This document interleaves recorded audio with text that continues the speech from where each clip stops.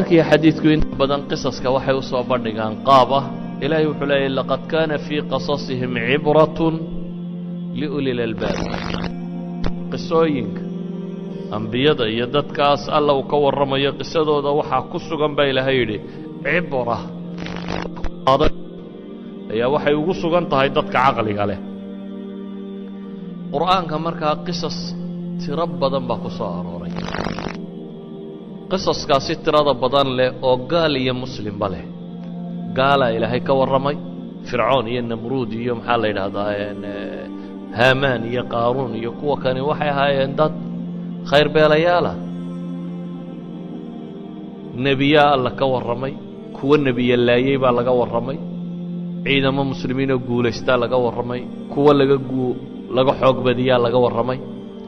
qur-aanka ilaahay subxaanaه wa tacaala wuxuu inoo soo bandhigayaa